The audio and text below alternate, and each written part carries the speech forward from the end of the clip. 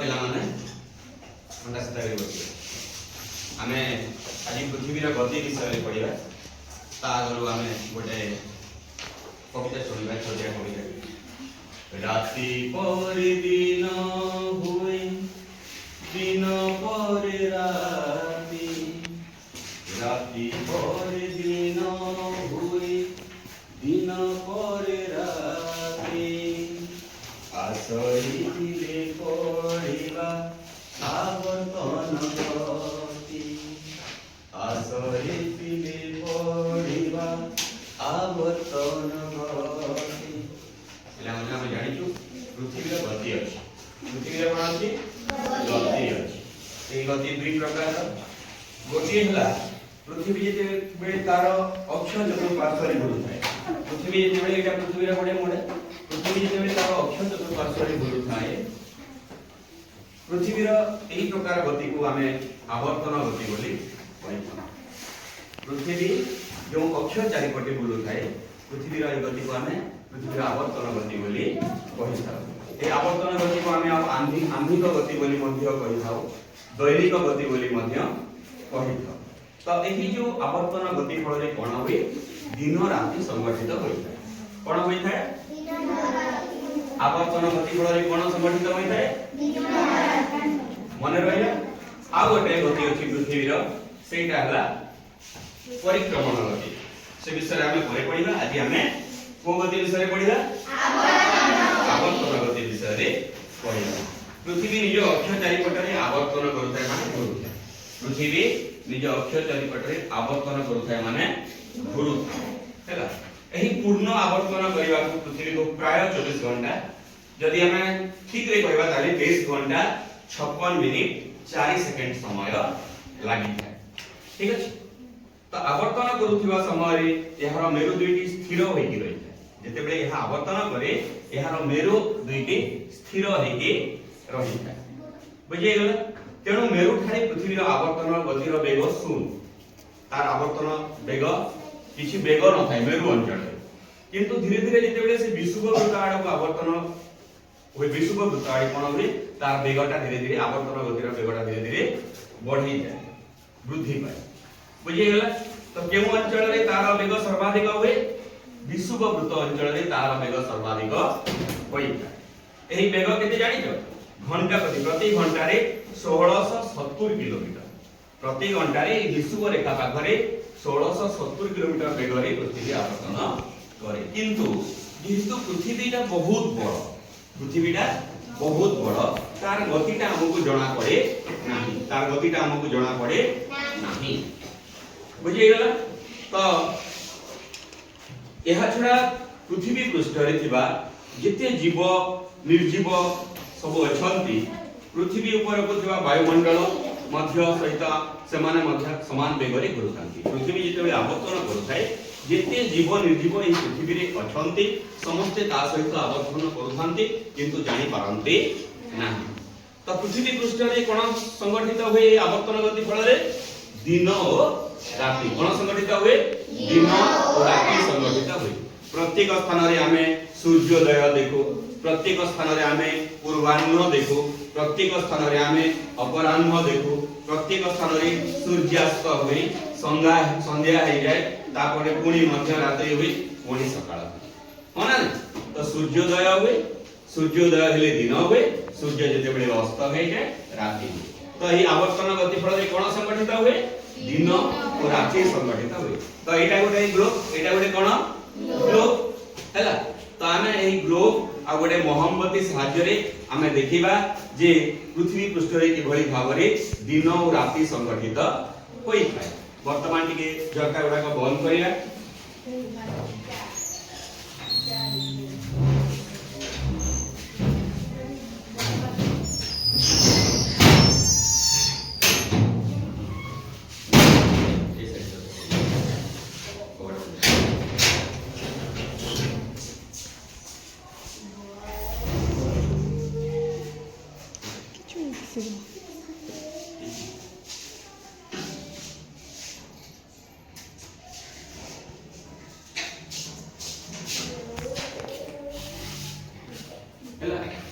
वर्तमान देखो पिला माने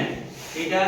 आमे मने करिबा जे एई जो मोमबत्तीटा जळुची एटा हैला सूर्य, एटा हैला सूर्य, एटा हैला पृथ्वी। जेबे सूर्य उदय होई सूर्य को आलोक पृथ्वी रा जेउ अंश रे पड़े, जेउ अंचल रे सूर्य को आलोक पड़े सेही अंचल रे कोन आलोकित देखा जाउची, एटा कोन दिन, एटा कोन दिन। जेते बेले सूर्य आलोक पृथ्वी रा जेउ पार्श्व रे पड़ी आलोकित हुई ताहा को दिन कहा जाय, आ तार विपरीत पार्श्वटा अंधार हे कि थिबो सेही स्थान मानंगरे कोन हुए रात्रि हे। बुझे गेला दिन राति किपरि संगठित होई जानिला। तो वर्तमान आमे देखिबा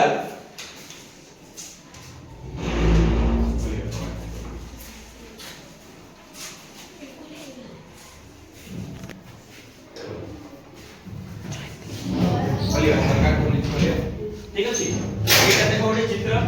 एटा कार चित्र सूर्य, एटा कार चित्र पृथ्वी। ठीक अछि। आकाश रे राति बेले कोन देखा जाय चंद्र और तारा देखा जाय। तो जेउ अंश देखो, जेउ अंश रे सूर्य रा आलोक पड़ी जे पृथ्वी रे सही अंचल रे कोन हेची दिन हेची। तार अपर पार्श्व रे अंधार हेकी अछि, सूर्य आलोक पड़ी पारु नाही, सेठी राति हेकी अछि। तो पृथ्वी रा आवर्तन गति फल रे कोन संगठित हुए दिन और राति संगठित हेई थाए। बुझिए गेला किछि प्रश्न पचारिबा। पृथ्वी निज अक्ष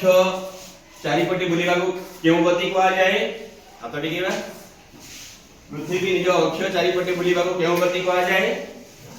वेरी गुड आवर्तन गति। आवर्तन गति फल रे कोन संगठित हुए, आवर्तन गति फल रे कोन संगठित हुए, वेरी गुड दिन और राति संगठित हेई थाए। जो अंचल रे पृथ्वी रे जो पार्श्व रे सूर्य आलोक पड़े सही अंचल आलोकित हुए ना अंगार हेकी रहे, आलोकित हुए ना अंगार हेकी रहे, आलोकित हेकी रहे। वेरी गुड बुझिए गेला। तो दिन राति किभरि संगठित हुए केउ गति द्वारा पृथ्वी रे दिन राति संगठित होई जानिलो। धन्यवाद। भल लागला सकाळ पिलाने आज आमे भूगोल पाठर सौर शक्ति एवं सौर फलक विषय रे जानिबा। तागरु कविता ने सुनिबा। आसरे पिले करिबा मे गुरुजन को भक्ति, आसरे पिले करिबा मे गुरुजन को भक्ति, आजिर पाठ पढ़िबा मे बहिर सौर शक्ति, आजिर पाठ पढ़िबा मे बहिर सौर शक्ति। तो तमे जानिचो जे सौर शक्ति, सौर माने कि सूर्य, सूर्य जे सकल शक्तिर आधार। सूर्य को ठारो आमे कोन पाओ, ताप पाओ, आलोक पाओ, हां ना। तो सूर्य को उत्ताप और आलोक जहा को आमे दिन बेला अनुभव करि पारो ताहा को कोन करा जाय सौर सेल रे बा सौर फलक रे ताकू धरी रखा जाए बा संग्रह करी रखा जाए एवं से फिरो विद्युत उत्पादन करा जाए। आ से विद्युत केउ काम रे लागे, से विद्युत शक्ति को आमे रास्ता को आलोककरण करिबा पई, ट्रैफिक सिग्नल देबा पई, सौर चूल्हा घरे रोषेई करिबा पई, सौर कुकर रे आमे विभिन्न खाद्य प्रस्तुत करिबा पई आदिकाली सौर शक्तिर व्यवहार करा जाउची। सेति पई सरकार एबे गोटे योजना करिसंती सौर घर योजना। आम घर मानक ऊपर सौर फलक लगा जाए, एई परी सौर फलक लगा जाए। सेही सौर फलक रु विद्युत शक्ति संग्रह करी आमे आम घरे जो विद्युत आवश्यक होची तार उपयोगिता आमे करि पारु। सेही सौर फलक रु सौर शक्ति पाई पारु। एटा गोटे सौर फलकर चित्र। तापर मु गोटे देखिबी देखौची तुमको। एटा गोटे सौर फलक, छोटिया सौर फलकर मॉडल। बुझियला एटा को सौर फलक बोली कुआ जाय। बुझियला। तो वर्तमान हमें जानिबा जे एही सौर फलक रु किपरि भाबरे विद्युत शक्ति सृष्टि करा जाय, किपरि भाबरे एही सौर फलक रु विद्युत तयारी हुए हमें से विषय रे जानिबा। तो पिला माने एटा गोटे हला सौर पैनल। एटा कोन गोटे सौर पैनल हला, सोलार प्लेट बोली कहा जाय, सौर फलक बोली कहा जाय। तो सौर पैनल रु एही सौर पैनल रु विद्युत उत्पादन होबा प्रक्रिया को कोन कहा जाय जानि जो कोन कहवा जाय फोटोवोल्टाइक इफेक्ट कोन कहवा जाय फोटोवोल्टाइक इफेक्ट फोटोवोल्टाइक इफेक्ट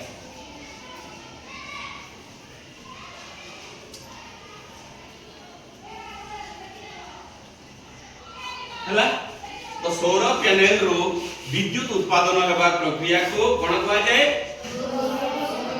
मने रखिबा फोटोवोल्टाइक इफेक्ट कोन कहवा जाय फोटोवोल्टाइक इफेक्ट एही फोटोवोल्टाइक इफेक्ट प्रक्रिया रे आलोक शक्ति सीधा सड़क विद्युत शक्ति रे परिणत हुए बुझियला एही प्रक्रिया रे कोन हुए आलोक शक्ति सूर्यंकर आलोक शक्ति सीधा सड़क वैद्युतिक शक्ति रे परिणत हुए बुझिगला तो सौर पैनल अनेक गुड़िए फोटोवोल्टाइक जोटा कि पीवी सेल पाजे कोन फोटोवोल्टाइक पीवी सेल कोन कहवा जाय पीवी सेल कहवा जाय बाय फोटोवोल्टाइक पीवी सेल बा कोषरे तयारी होई थाए पीवी सेल बा कोषरे तयारी एटा सेल माने कोष तो आ गोटे जानिबा जहा मुख्यतः कोन होय सिलिकॉन परे सेमीकंडक्टर रो नाम सुनिथिबो सेमीकंडक्टर पदार्थ रे निर्मित होई थाए बुझिगला तो वर्तमान जानिबा प्रत्येक जो सिलिकॉन पीवी सेल प्रत्येक सिलिकॉन पीवी सेल ता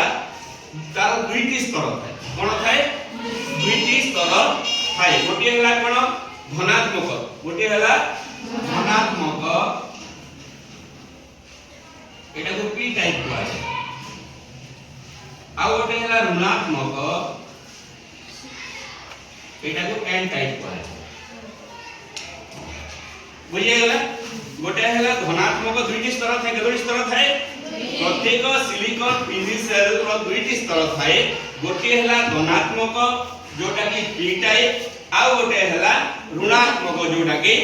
एन टाइप चार्ज विशिष्ट आ गोटे हला पी टाइप चार्ज विशिष्ट बुझिगला एहा उभय स्तर रो मिलन स्थल रे उभय स्तर माने को स्तर एही पी टाइप स्तर आ एन टाइप स्तर एही धनात्मक स्तर आ ऋणात्मक स्तर रो मिलन स्थल रे कोन होय गोटाए वैद्युतिक क्षेत्र सृष्टि होय कोन सृष्टि होय गोटाए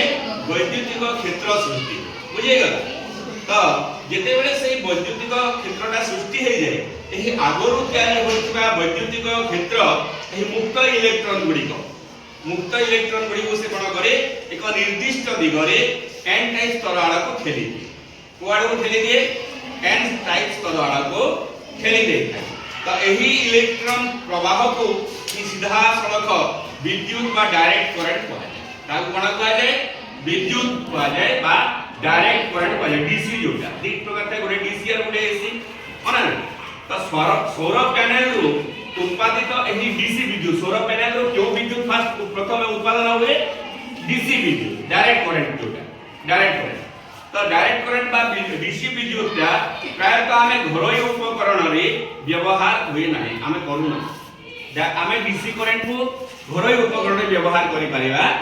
नाही ताको कोन करिबा को पड़िबो अल्टरनेटिव करंट रे प्रत्यावर्तन माने परिवर्तन करिबा को पड़िबो बुझि गेला तो अल्टरनेटिव करंट बा एसी जोटा कहै एसी तार आवश्यक करि थाए बुझियला प्रत्यावर्ती विद्युत कहै ता कोन कहै ओडिया रे प्रत्यावर्ती विद्युत बा अल्टरनेटिव करंट बोली कहै तेनु एक इन्वर्टर का नाम सुनिछ इन्वर्टर नामक यंत्र सब कोन करा जाय एही सौर पैनल सहित गोटे इन्वर्टर नामक यंत्र कोन करा जाय संयुक्त करके रखा जाए बुझे गला तार काम कोन से इन्वर्टर काम कोन तार काम हेउची कोन डीसी विद्युत को जो डायरेक्ट करंट विद्युत को से कोन करिवो व्यवहार उपयोगी एसी करंट अल्टरनेटिव करंट रे प्रत्यावर्तन करिबा बा रूपांतर बुझे गला जेते बेले डीसी करंटटा इन्वर्टर सहाय्य रे एसी करंट को रूपांतरित हो जाए सेते बेले सही करंटटा बा सही विद्युतटा हमरो व्यवहार उपयोगी हे जाए आमे घरे जो उपकरण गुडा का व्यवहार करूछु सेठी आमे से अल्टरनेटिव करंट बा एसी करंट को व्यवहार करी पारिबा बुझे गला तो एसी करंट जोटा परिवर्तन हे गला डीसी करंट जेते एसी करंट रे परिवर्तन हे गला से एसी रे परिवर्तन होबा परे एही विद्युत आमे कोन करि परिबा आमे निजर घरे व्यवहार करि परिबा हमर व्यवसाय प्रतिष्ठान रे व्यवहार करि परिबा बुझिला ना नहीं तो आमे कोन कारखाना रे भी व्यवहार करि परिबा जेते बेले अधिक विद्युत उत्पादन होय जेते बेले अधिक विद्युत हमर सोलार प्लेट हमर ए प्लेट रे जेते बेले अधिक मात्रा रे विद्युत उत्पादन हो जाए ताहा को कोन करा जाय गोटे बैटरी रे ताको संरक्षण करिके रखा जाए बा कोन करा जाए से अधिक उत्पादित विद्युत को मुख्य ग्रिड को पठा जाए मुख्य विद्युत ग्रिड को पठा दे जाए बुझी गला तो वर्तमान हमें जानिलु जे सौर फलकरू ए सौर शक्ति को व्यवहार करिके हमें किपरि भाबरे विद्युत उत्पादन करि परिबा से विद्युत को हमें किपरि भाबरे हमें कार्य रे लगे पारि बुझी गला ना एनी डाउट नो वर्तमान गोटे प्रश्न तमान को पचारिबे ए टीवी सेल रे केउ दुईटी स्तर थाए जो दुईटी स्तर थाए तार ना कोन हाथ टेकियो कोन गोटे हला धनात्मक गोटे हला ऋणात्मक बुझे गला हमें